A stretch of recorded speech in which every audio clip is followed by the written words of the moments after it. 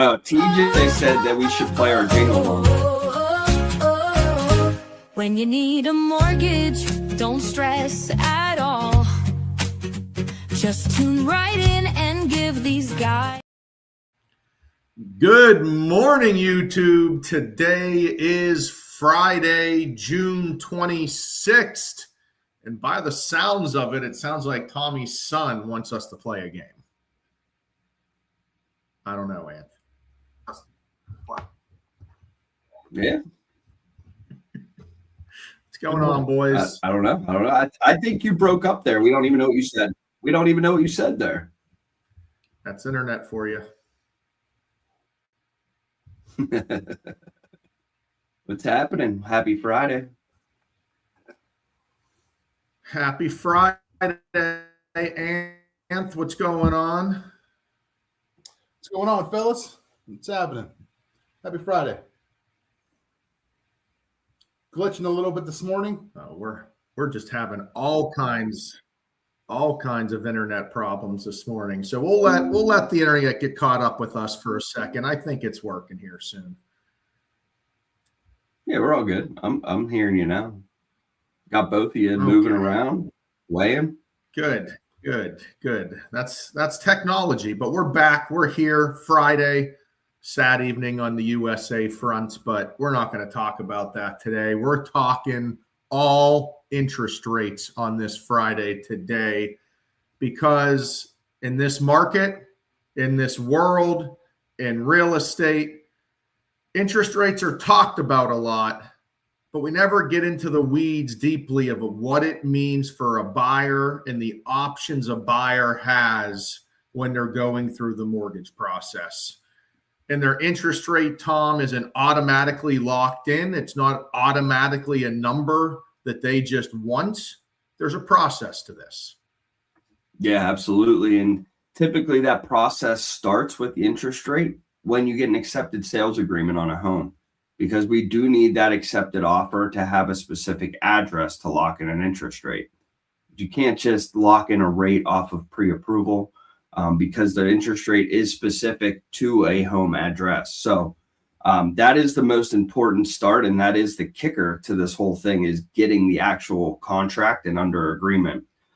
Even if you were quoted, 6% a few months ago, you can still have an increase of rates if you don't get your offer accepted by that time frame. So I just had one yesterday. We pre-approved them back in April. Rates were a little bit better, but now rates are increased a little bit, as we know, over the last few months. We're sitting about 6.5. And unfortunately, I just can't lock in that rate that I gave them at pre-approval because the rates have shifted and moved. If they went down, we could have got them a lower rate, but that's kind of just the general basics of when you can get that rate going.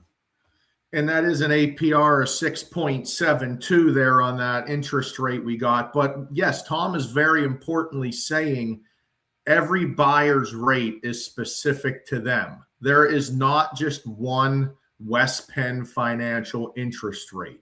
There's multiple factors that go into the interest rate. How long do we have to lock the rate in? What is the buyer's credit score? What type of mortgage program? All of those factors go into it. And Anth, when we're talking about the interest rate lock, the idea for the loan officer is we are going to lock that rate to make it to the closing on the sales contract. Because the longer you lock the rate, the more expensive the rate can be, or the rate could go up. So there's really no reason, if you're closing in 30 days, you would not do a 60-day lock.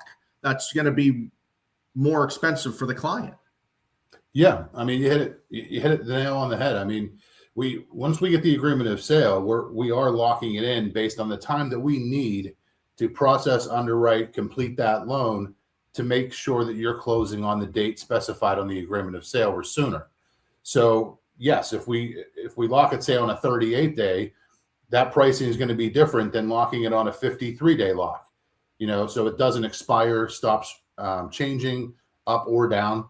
So it's very important that we have the correct information and that you're asking the right people about the interest rates. Talk to your lender, talk to your loan officer. Hopefully it's one of us. but they're the only ones that can actually give you that info. So it's very important that you talk to them, understand how it works, and when the right time to lock in is going to be. Definitely after you get an accepted offer, though.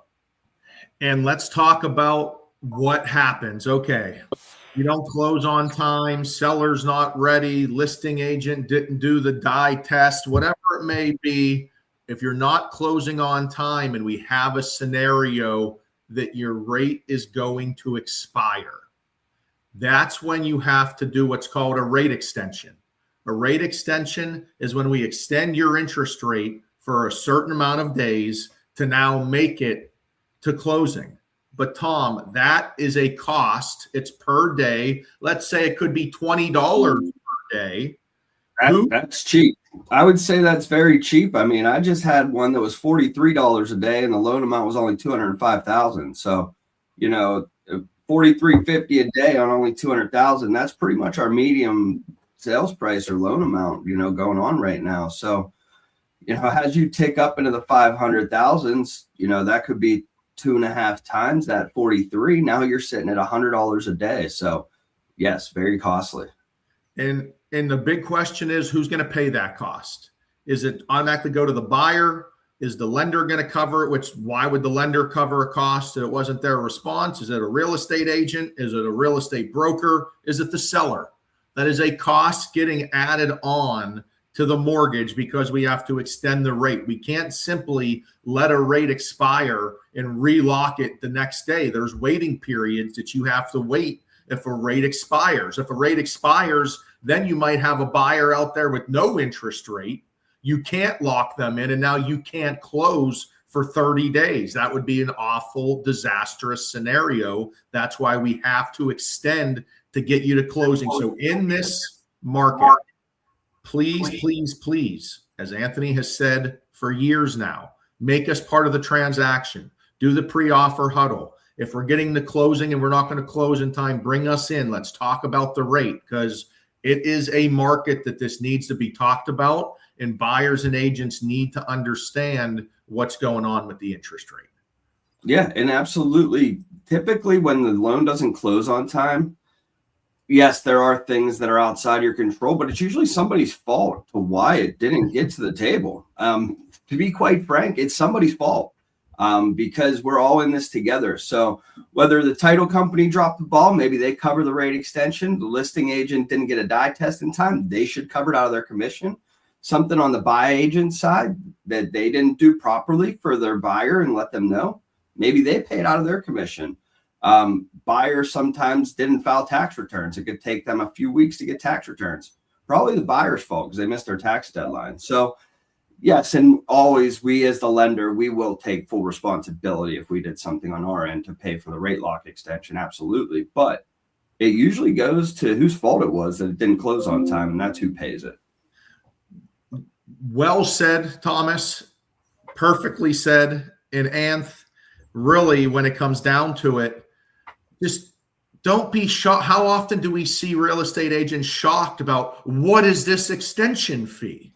Like they don't know what the interest rate is or how it works at all. So just don't be shocked if a lender talks about an extension fee if the loan doesn't close on time.